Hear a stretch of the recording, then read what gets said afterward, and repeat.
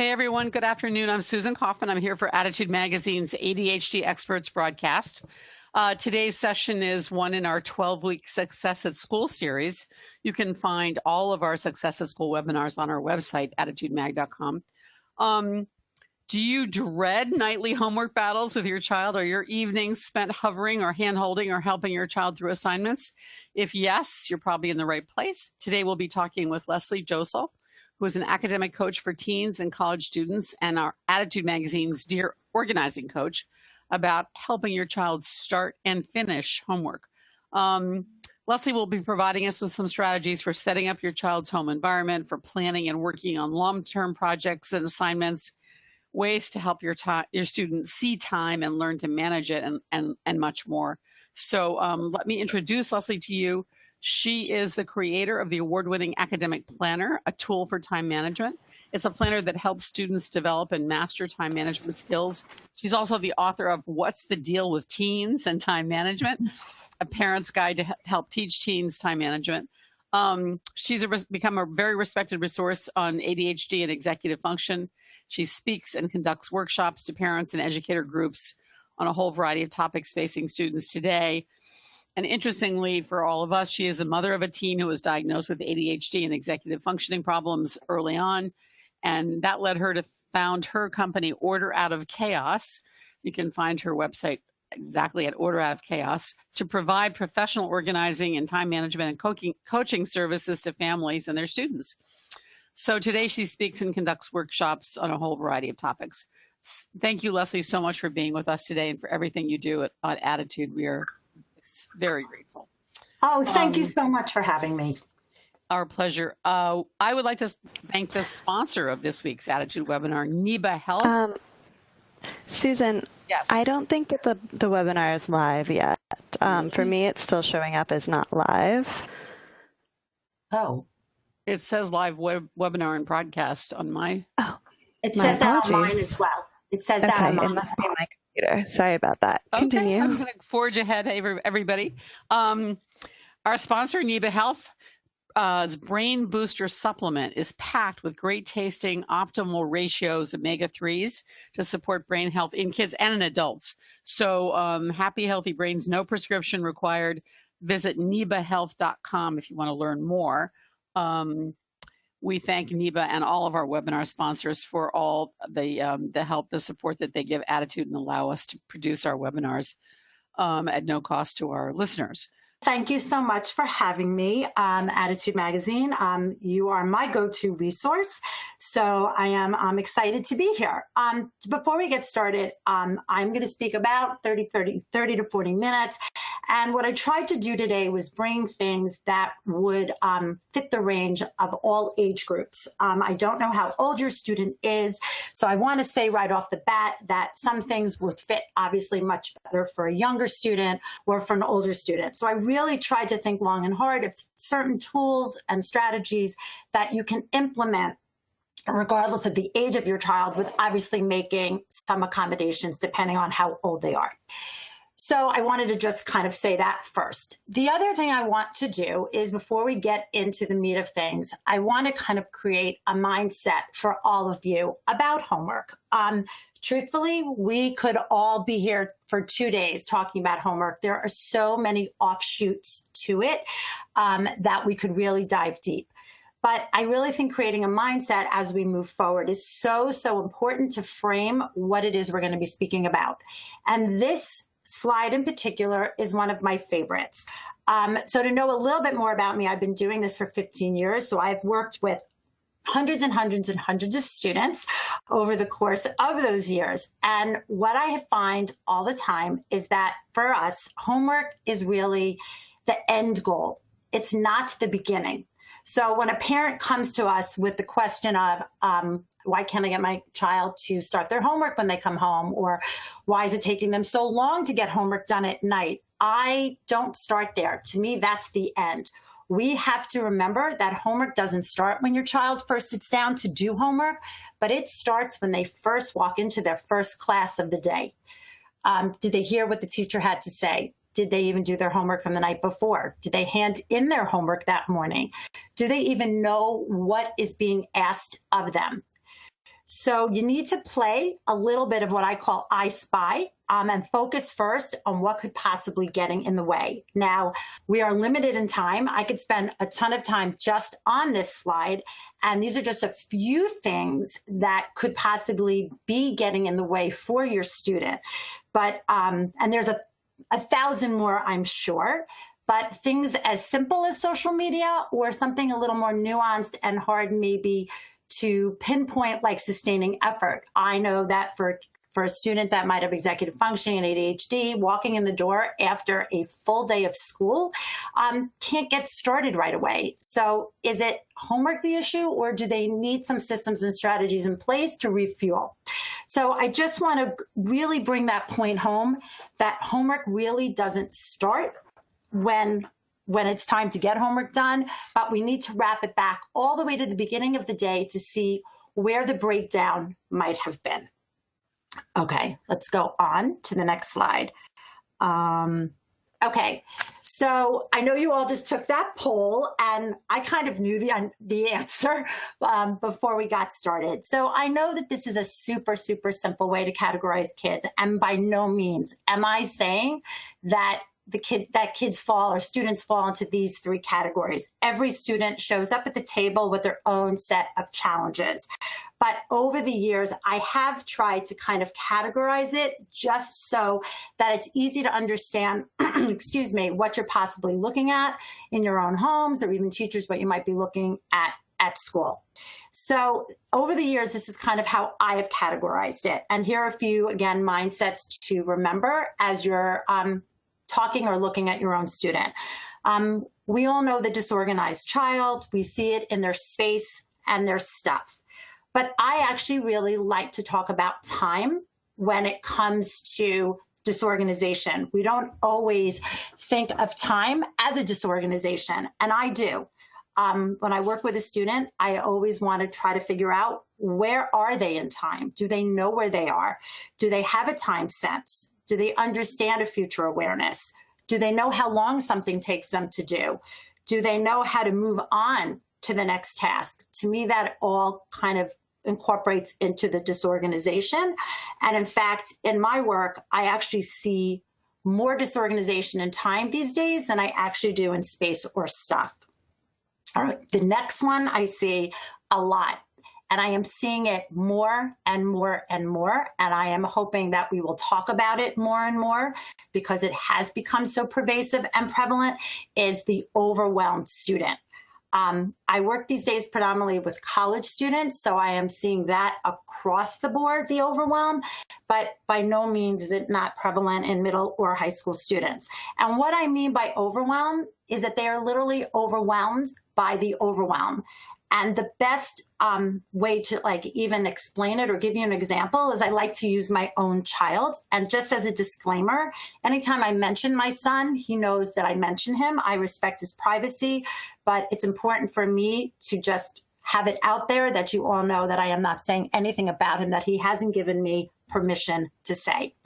So what do I mean by the overwhelm? What I mean is that he might have years ago given a math sheet that might have had 20 or 30 problems on it. And even though it was simple computation, the volume of it sent him into a tailspin, where getting maybe a sheet where he had to answer 2 short essay questions, which might have even meant using more brain power or more bandwidth for it, didn't. So I see that a lot with a volume, just the overwhelm of what has to get done. I see a lot of my procrastinators live in this category, and also where to start. Very, very big where to start seems to be where they get stuck here. And then the last one I want to talk about a little bit is that distractibility, being unfocused, taking a long time to get things done. And even though social media, again, probably falls into all of these categories, I tend to see social media really fall a lot into this one. We're not going to talk about social media, that there's not enough time for that in this webinar. But I just really wanted, again, to kind of set up your mindset, because you really do need to know what is getting in the way for your student, so that you can set up the right systems, the right structures, and those come first, so they feel fully supported. You know where that breakdown is, to then be able to figure out how to get homework done in the best way possible. Okay, I have a ton more mindsets, but we're just going to stay on those two for this webinar. Okay. So where do we start? Now, I'm going to bring a lot of tools and tips to you now in the next half hour. And by no means are they in any order. All right, so this is not if I should do this first, second, or third. Again, I also want to say that not everything works for every child. I hope you'll kind of throw a few things up against the wall and see what sticks. Some of them are going to resonate with you. Oh my goodness, that's fantastic. I can totally see my student responding to that. And other ones, quite frankly, you're going to say, totally not for me. But I'm actually a big proponent, and again, I love this one because if you have an 8-year-old at home or a 16-year-old at home, it actually works for both. I like asking students questions because I like to at least start to create the baseline of, is there even an awareness of what is their priorities? What do they have to do? Do they even see any type of future awareness? Do they even see what's coming on down the line? So again, I have a ton of questions that I ask, but these are my 3 top ones. So my first favorite, by all means, is what's your plan? I have a 24 and a 20-year-old. They don't live at home. Really, well, my 20-year-old does come home from school, but I still ask them these questions. I find that they're not that threatening, and you can use what's your plan very simply, or you can use it a little more complicated. So if you have an 8-year-old, let's say, you can be saying to them, as let's say you're driving home, you could say, what's your plan when we walk in the door? What's your plan after you have your snack? What's your plan after we eat dinner? What you're doing is you're trying to create that future awareness for them to see what's next in their world, whether next for them is a half an hour from now or a week from now. If you have an older student, it could be a little more involved. It could be like, I noticed you have 2 tests on Friday and you don't get home for soccer practice till 9 o'clock on Thursday night. What's your plan to prepare for those? Again, you're just kind of making their brain have to kind of see. Again, I'm always about how can I strengthen that brain? How can I get them to see what is in front of them? So that's a great question right there. What is the first step for? I love that one for my kids that get overwhelmed. I literally just used this last night. I was working with a college student, freshman, first big paper. He was spinning and we narrowed it down. And I started with this one simple question. What is your first step? And I was able to take this vast, you don't see me, my hands are, wide and big right now, and try to bring him into focus so that he wasn't seeing everything, but just seeing hopefully what was right in front of him. And then my last question is, what are your priorities today? I like asking about priorities because it starts to create a visual checklist for your student. Again, it increases that brain strength. What should come first? What should come next? What do I have to do? What could possibly not? Again, depending on your age is how you're going to use these. But these are just some of the questions I like to have to kind of get your child, excuse me, to start thinking possibly on their own. Okay, let me move on. I have so much. Okay, I want to talk about body doubling. And I know some of you out there might really know about it. It is really, really an effective tool, and one that actually we find most kids like, need, and don't necessarily know how to possibly ask for it, but they could be sending you signals that they need it. So let me try to explain it and break it down the best way I can. What body doubling is having someone, doesn't necessarily have to be at the same table as you or in the same room even, but it is someone around. So it can be someone at the table, someone in the room, someone on the same floor of the house. It can even be just somebody in the home. And their presence acts like a force field to keep your student focused and anchored to whatever task they're trying to complete. Now, the irony in body doubling is it's not just for students. We see it in our adult clients that they need somebody around to possibly get things done that they might not want to get done. It doesn't necessarily have to be you. sometimes if you are, let's say, picking up a student from school with his friends and they're going on later on to an activity, and you put the 3 of them or 4 of them, let's say, at a kitchen table, and everyone takes out their homework to get started, that is actually a body doubling. Your student, if he was sitting at that table alone, might not be able to stay put and focus, but having his peers mirroring what he or she needs to be doing keeps him on task. It could be you sitting at the table with your computer while your child is on his. It could even be somebody in the house in the next room. My student, I always talk about my son, he just needed someone in the house. Having someone in the house anchored him to get his work done. If he was alone, it was very hard for him to get started. So if you have a student that is coming, from another place and wants to be near you, and you're like, oh, go back, go get your work done, go, very lovingly, mind you, but oh, go get out of here, go get your work done. What they might be communicating to you is that they need you or even the hubbub of the house to get started. What body doubling is not, it is not tutoring. It is not somebody teaching your child something. It is not communicating. It's not you, to be very nice about it. It is not you hovering, saying, oh, you didn't get this one right, or do that one over. You are not really speaking at all. You are just in each other's presence to anchor and to act as a force field. So it is an amazingly effective tool. It's one we use all the time, and one that your child actually might be communicating to you that they need. Okay, I'm gonna move on. So here's a tip within a tip. So if any of you know me or follow me or seen me do some of my things, you know that I love my privacy shields. They're on every back to school shopping list for everyone. Why? For a few reasons. Number one, there are students, like I just said, who need that body doubling, who are communicating that they want that. But then there are kids that we know who should not really be maybe alone doing their homework. We want them out of the bedroom, or we want them out of a space where we can't see them. But then they also don't want to be sitting out in the open in a fishbowl, right? They want some privacy, particularly if you have an older student. So this is what I love about them. What they do is, yes, they can be maybe your child sitting out in the open at a kitchen or a dining room table, but they have this privacy shield board around them to give them a little bit of the privacy that they need. The other thing it does for some of our students, I know that they don't love being this wide openness. Sometimes that is very difficult for them. That type of environment doesn't work.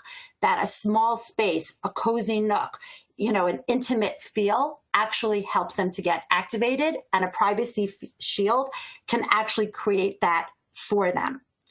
And thirdly, why I like them is I am not a proponent, this is again from me, of a student, if they do not want to be in the same place all the time to do their homework. I like to move kids around, and the privacy shield is portable, It could actually act as almost like a quote unquote mini office for them. I have kids who, I don't want to say decorate them, but they put calendars on them. They put their schedule on them. They even have pockets for pens or things that they need. So it becomes almost like a portable homework station for them, by giving them the privacy that they need and not having them completely exposed, So if you have a student where you're trying to negotiate, well, I don't really want you to be in your room, I want you to be out in the open, and they're like, well, I don't want to be in this fishbowl. This is kind of a nice way to bridge the two. Okay. I'm not going to spend time on talking about timers the way we all know timers, because I think this community knows about timers very well and knows about time timer in particularly. I have mad love for them, as most of us do. What I wanted to bring to the table today is a few ways that I use timers just a little bit differently than the most typical way. Now, here's my disclaimer before we all go here. I know that timers don't work for every student. I know that they can create anxiety. So I know that. So this is not for the child who is, anxious and can't see a timer go. This is for a student that we work with that like timers, because timers for them are game-like. So I want to just put that out there. So here's where timers fit in our world at Order Out of Chaos. We are true believers that the environment that you create is essential and paramount to getting work done. Again, for those of you out there, this doesn't necessarily apply just for homework and for students. This is for adults too. Okay, your environment is key to creating a motivation. I don't know about you, but it is really hard to be motivated all the time. I know I run my own business. There are plenty of days where I go, I'm just not in the mood. And I am sure you as adults are saying that. So imagine what your kids are saying that. So we try to create environments for our students, even as well as our adults, so that the environment is communicating to them what needs to get done. It could be as simple for us as like pretty pens and pretty folders, a cute mug. It could be painting an office, bright orange. It could be your lighting. It could be anything. But a timer can actually provide that outside motivation for your student to get something done. It takes the dialogue out of you and them. But what I like to do with a timer is I like to add major novelty to it. I never set a timer, even for my own self, for 10 minutes or 15 minutes. I don't know who wrote the book on that, but I like to do 17 minutes, 32 minutes. I like to do it at an off time because it's not boring, it's not generic, and it's novel. And for students, when something is novel, it's fun. And if it's fun, it's memorable. And what we want to do is build that habit of possibly, hopefully, getting them going on their own, getting started on their own. So if we can get that getting a memory like super glued in their brain, then hopefully we transfer that skill to them. So that's really how I like to use timers, for that way, doing it a little bit off, because I want to explain this the right way too. When we do something that's a little different, it's a little uncomfortable, but it's a good uncomfortable. So if I can provide that in my students, then that's a good thing. I hope that totally made sense to you. All right, I'm moving really fast. Okay, let's talk about planning time. So in the interest of true disclosure, yes, Order Out of Chaos, we are a planner manufacturer, but I am not here to talk about planners at all. You'd be surprised to know that we have plenty of kids who work with us at Order Out of Chaos who absolutely 100% do not use our planners because that mode does not work for them. What I want to talk to you about in the sense of planning time is how do we get our students actually to use a planning tool? I get asked that question. I would say that is probably the biggest question that we get asked is, how do I get my child to use a planner? I want my child to use a planner.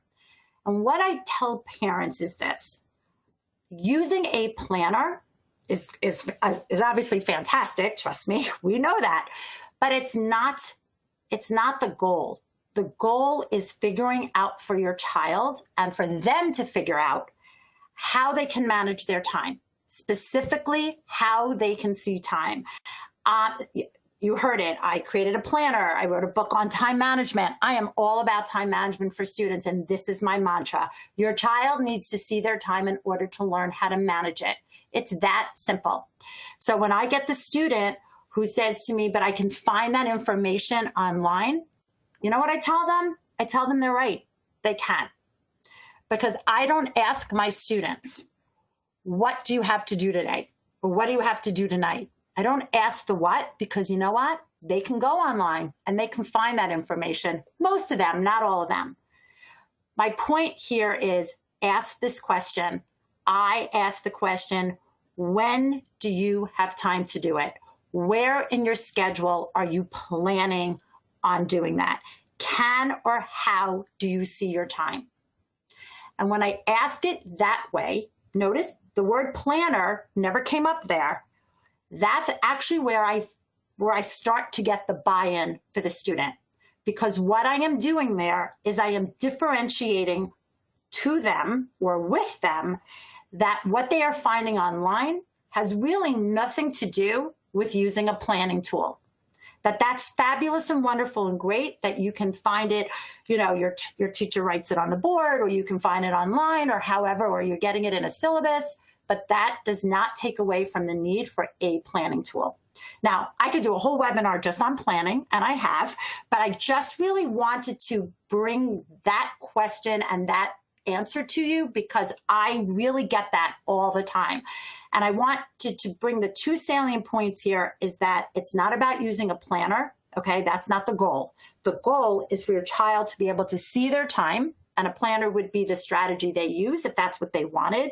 But it's really about the when and how to separate out that this is a planning tool versus a to-do list tool. Excuse me.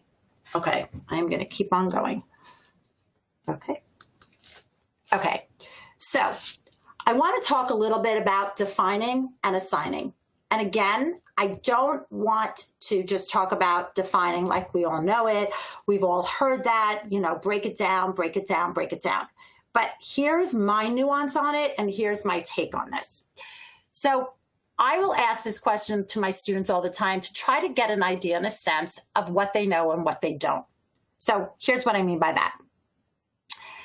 I will ask the student, if you were given a math homework assignment, and the assignment was to go to page 253 and do problems 1 through 5, do you understand what is being asked of you?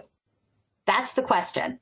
Do you understand what is being asked of you? Now, understand that this is not about academics. I'm not asking if they understand how to do the math, okay? I want to make that clear. This is not about do you understand the math as math is. It's do you understand the assignment, what is being asked of you to do? I would say about 99% of my students will say, absolutely. You want me to open my textbook to page 252 and you want me to do problems 1 through 5. I totally understand what is being asked of me. Okay, great. Now I'm going to ask a different question. Let's say you have a history test on Friday in Mesopotamia.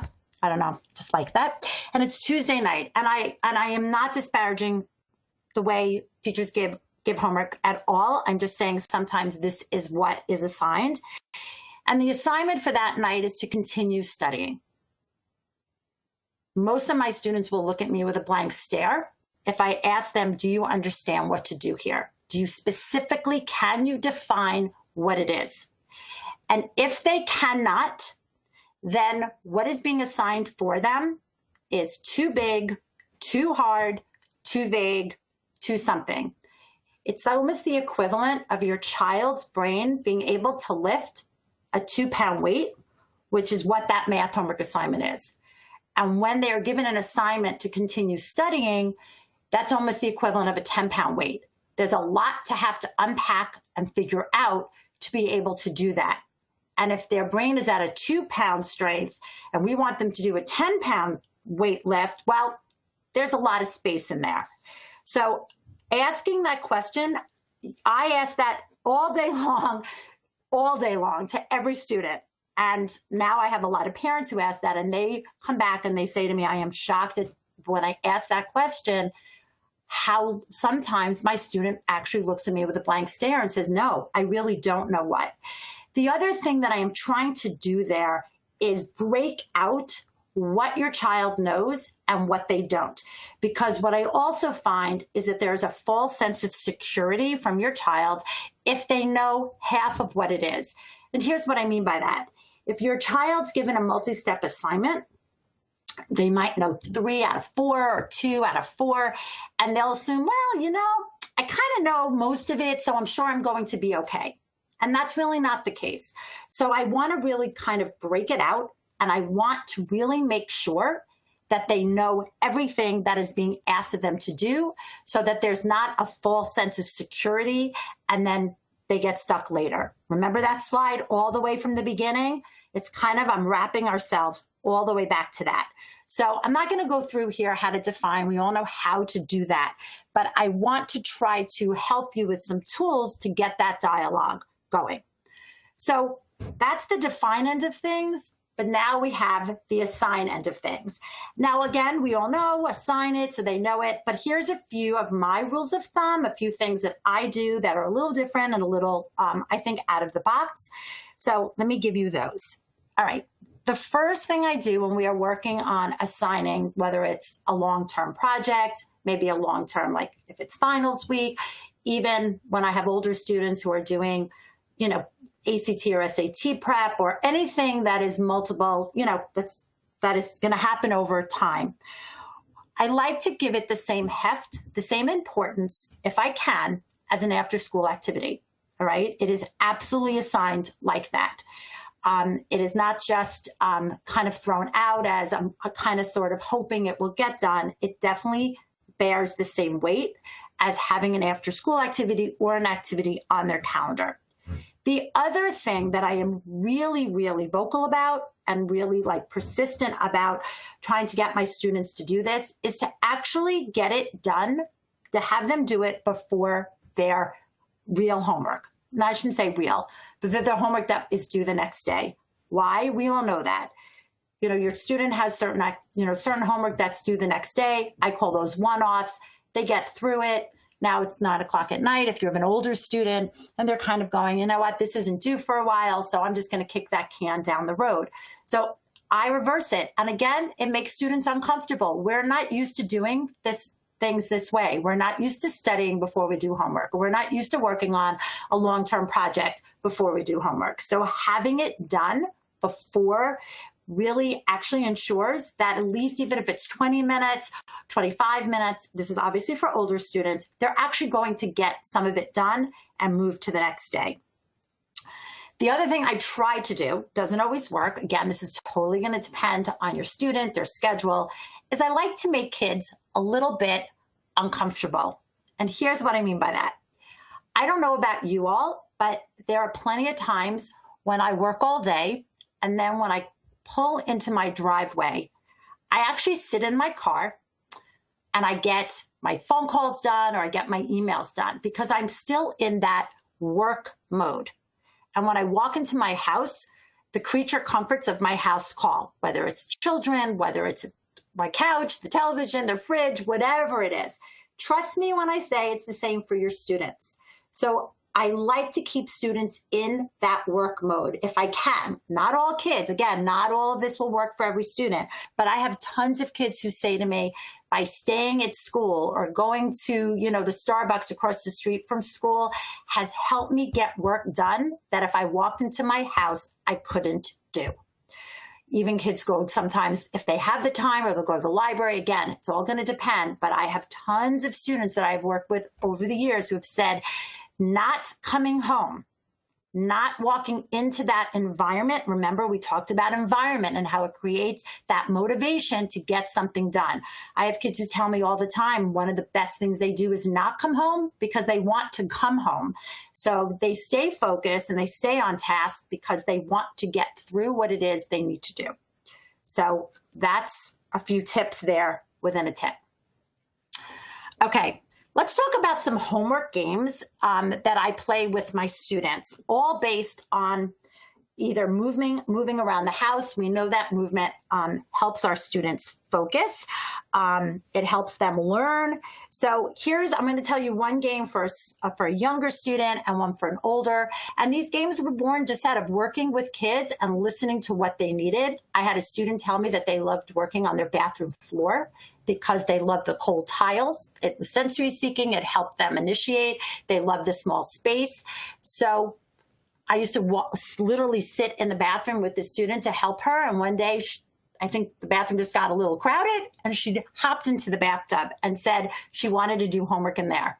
Got me thinking, why not? Doesn't matter where your kid does it, as long as they do it. And what happened is I created this game.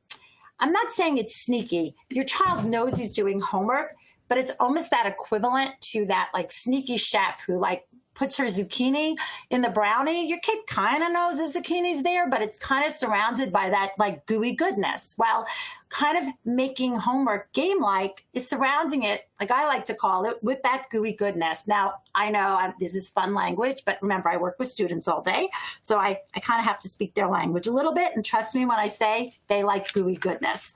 All right, so how do you play hide the homework? Hide the homework is great for young kids, elementary, even very young middle schoolers.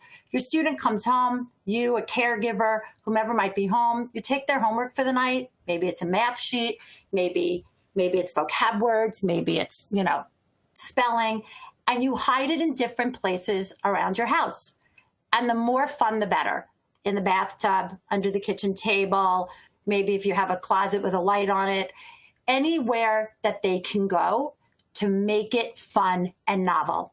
I work with a lot of students who need fun, who need game-like. We know that with ADHD. So moving them around the house, having them do homework wherever they find it, is kind of fun. Now, it doesn't have to be hidden. You can just do it even with your child along with the ride if they don't want to play it that way.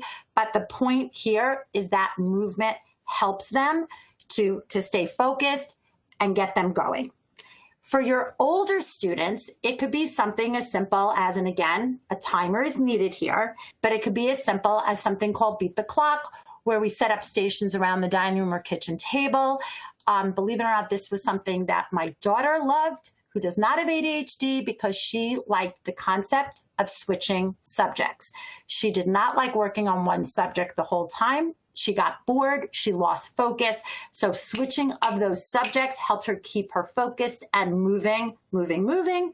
So for some kids, again, this is, if you have a kid that likes this, you can put a timer in the middle of the table, you set up your stations, they work for a certain set amount of time. When that timer goes off, they move to another station, and they keep moving around the table until certain subjects are done.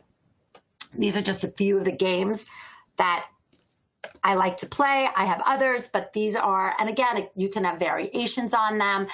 It doesn't have to be stations. They could figure out different places in the home for different subjects if that's how they want to do things.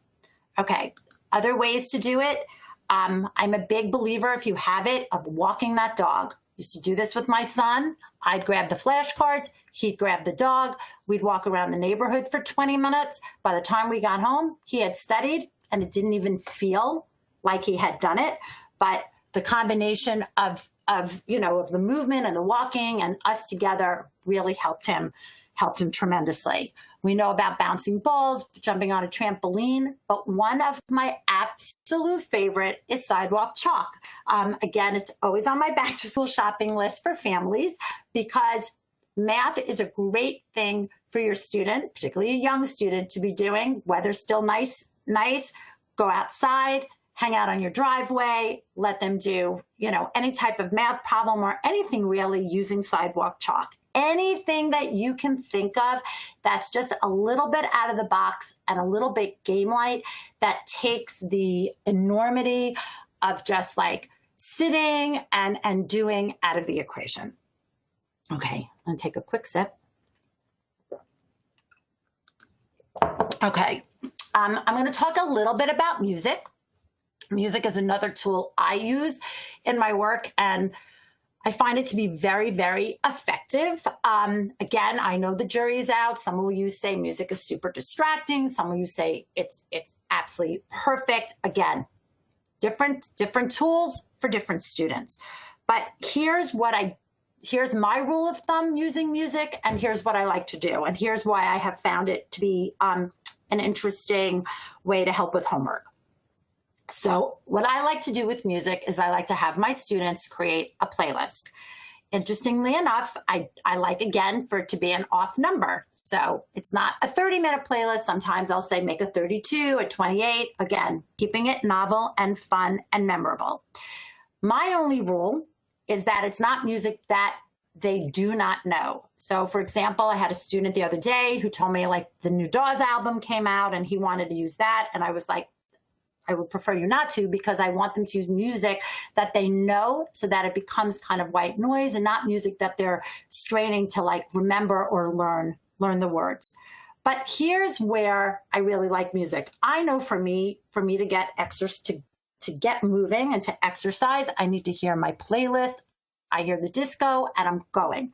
I see that with a lot of my students. They hear the music and they move and they start to work. They've married those two. But what I have found is that the music also acts as a timekeeper, and there's a psychological value to that. So I'll have kids say to me, you know what, Leslie, when I hear Dawes, I know I'm 20 minutes in, or when I hear the Beatles, I know I'm in the home stretch. And there's something very, very, good about that for their brains. It's very good for them to have that like psychological, like, okay, I'm almost there, I'm halfway done, or I'm at the end. So that timekeeper piece, I think, is actually really helpful. And it also gives your child gives them a time sense, which is just, I think, a byproduct to using it. So we might not have set out to think that's what we wanted to use the music for, but that's what I'm seeing. Okay, one last thing. So over the years, this has become an absolute must that I do with every single student that works with us here at Order Out of Chaos. And this got born really out of not only working with students, but also seeing my two children who had very different homework profiles. My daughter would walk in the door, not pass go, not take off her coat, not have a snack, go in her room, close the door, sit down, and quiet. I couldn't even talk to my son after school, let alone get him to do any homework. And I'm sure most of you are nodding your head on that one. One of my kids needed noise, like my son. The other wanted quiet. One started with the simplest thing to get going. The other wanted to do the hard and kill it off. One liked to do one subject at a time, and one wanted multiple. And what I realized is that all of our students come to the table with their own preferences and personalities. And taking a more holistic approach, really figuring out what it is that they need and creating their best practices will actually help your student to have not only get going, get started, but it will also have something for them to fall back on when they get stuck.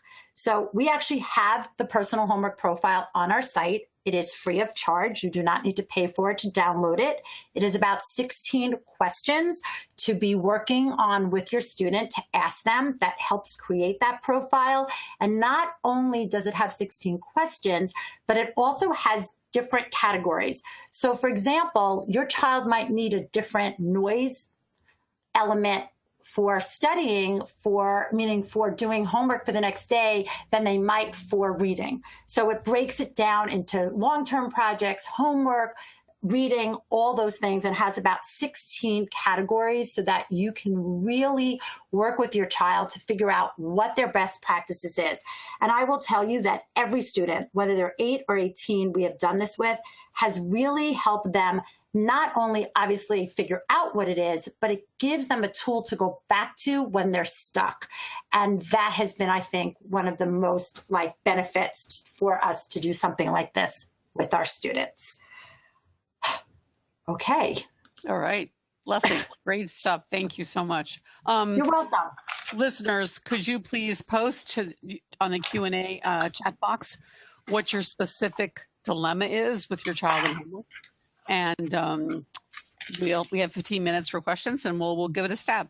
So jumping right in, Leslie, one question from a number of people who listened to your advice not to lose the workflow about kids that seem to need a break, get home from school, really need to play, need to get off some energy. How do you reconcile that with the idea of staying in the flow? And then a secondary question to that, how do you make that transition back to work? Okay. Which I think many people really struggle, many parents struggle with. They do. They struggle with it. And, again, and I know when I hate when people say to me, you have to know your child if I ask a question, but you do. You have to know your child. And so there's two answers, and please keep me on track if I don't answer both of those questions. Number one, this is my mantra for parents. I really believe that it is a parent's job to hear me out, set the parameter, but it's a child's job to negotiate it. So you're going to get to know your child. You're going to do a homework profile. You're going to know that your child needs some time before they get going. So it's not a free for all. It's not like, okay, you know, what time do you want to start your homework? And your child says 10 o'clock at night, because that obviously doesn't work for everyone. But knowing what your child's best practices are and knowing that your child maybe needs a break, if you can set the parameter of, you know, what time do you want to start between blah, blah, blah, blah. So set that parameter, but then have your child determine within that parameter what works for them, again, depending on how old they are, then to me, that's where you start. That's how you do it. That's how I do it. And I do that in my own home, and I do that with my students. So it's not a question of just an open-ended, it's a question of a choice. And we also know with students, particularly with ADHD and executive functioning, giving them choices works better than open-ended. So that would be my So coming home from school, you need a break. 15 minutes from now, we're going back to start schoolwork. Well, I don't know if I'd say 15 minutes. I think you need to know, again, what your child, I'm going to go back to my personal homework. What is your child's best practices? How much time do they need? Let's say they need an hour. So maybe you're going to say, I'm just making this up, but let's say you're going to say, okay, between 4 and 4:30, when would you like to start? Okay. So you're setting the parameter, your child is negotiating it. Got it. Okay. Here's a thorny dilemma from 2 or 3 people. My child really needs to chill out after school. I'm empathetic. I'm sympathetic with that. But his idea of chilling out is video games. I think he should be doing something physical. How do we reconcile this? You want the tough answer? I mean, yeah. I'm going to be very honest. I think, and I just wrote this in one of my ADDitude columns, that is actually today's column. This is actually a great question. Today's column, this is the exact question that a parent asked. And I feel, again, I'm going to keep harping back to what I just said. That is your job as a parent to set the parameter. The video game thing, if it is a problem in your house, then it becomes non-negotiable. Then that's just not, I know I'm stumbling on my words because I want to be able to say something without getting, a little bit of backlash. But I feel that if that is a real issue in your home, then we eliminate it during school days, or we eliminate it till after the homework is completed, or after we've had a certain amount of hours where we are blackout hours in a home, and we find something else to take its place. Okay. I mean, that's a really tough problem for so many people. I know. My son loves gaming. He says his homework's complete so he can play his game.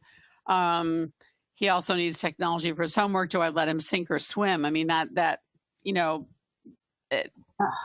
Okay. So, there's a lot to unpack there. Wait, you've got to repeat some of those to me. I'm sorry. Well, no, it's just more of the gaming dilemma. This is someone whose child says that their homework is complete so that he can go online gaming. And she's saying, should I just let it go and let him fail? Can I talk about my homework is done and therefore I want to go on my games? I do. So this is something I mean, this also not only got born out of the work I do, but also got born right in my own house when I had a child who was like, I finished my homework, can I go play now on whatever he wanted to do? So that whole equation of you can go do X, Y, and Z after you've done your homework, we all know what happens is either a child says they're done or they rush or they're done within 15 minutes.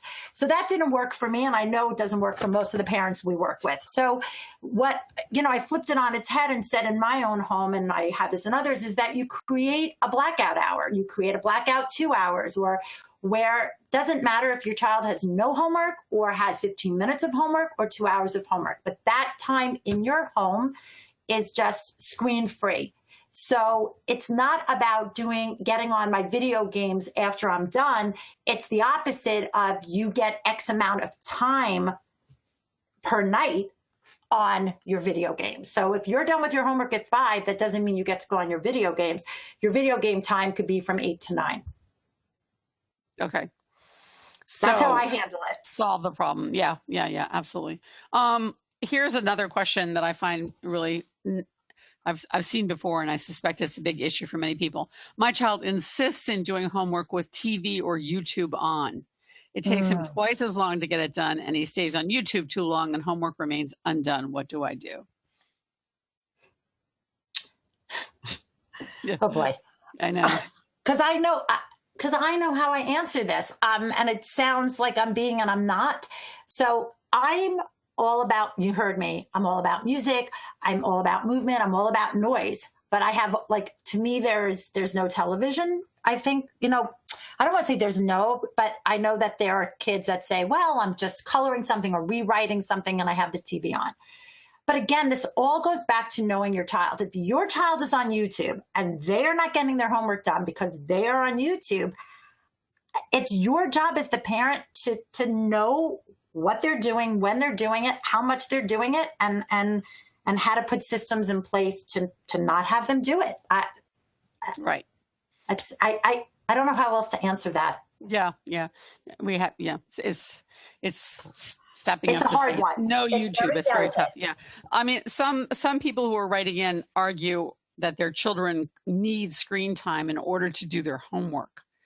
And so the challenge that they face is separating what's going on online, whether this is actually anything to do with homework or whether it's moving on to gaming. Are you, do you believe that screens should be used in a public place? I mean, in a family setting? I think I'm sorry. I didn't mean to cut you off. I think it depends on your child. Listen, there are definitely kids that can go on and video game to kind of regroup and need that for their, just need that for whatever, for whatever they need it for. We know that, and can transition and say, okay, I'm done. And now it's time to go back. So if you're, I'm not an absolute girl in any way, shape or form. And with my own students, my own house, rules changed as my kids got older. What could they handle? What was their red flag? There was a time when my son couldn't handle anything. So that's why it was much easier to say there was no videoing, no gaming, Monday to Thursday. It was just easier to just make that our rule, but allow other things. So I know that this is like the most pedestrian answer. And I know people are going to be like, oh, but you have to know your child, but you also have to know what's happening in your own home. And you have to start, again, I don't know how old these students are, but you also have to be dialoguing with your child, and not in an accusatory way and a lectury way, but throwing it back on them to some degree. Like, do you know how much, do they even know how much usage they have? Do you know, like, how is this affecting you? Like, there has to be a little bit of dialogue and communication happening if your child particularly is in their teens. I just feel that way. Okay. Well, Tina says she's not at all offended by your tough love. Hearing it helps her empower her. So thank you. Yay! Thank you. I wanted to go back to the slide that you presented about planners. I wanted you to clarify. You said that you didn't necessarily believe that kids needed physical planners, and people have posted here that their children feel that planners are not cool and things are online. But at the same time, you showed sort of a calendar to teach time and how much time things take. Can you explain a little bit further how you use a paper planner in order to teach time? So what I actually was trying to say there is that even though my company makes paper planners, not every student right away or even at all will gravitate towards a planner. They just won't.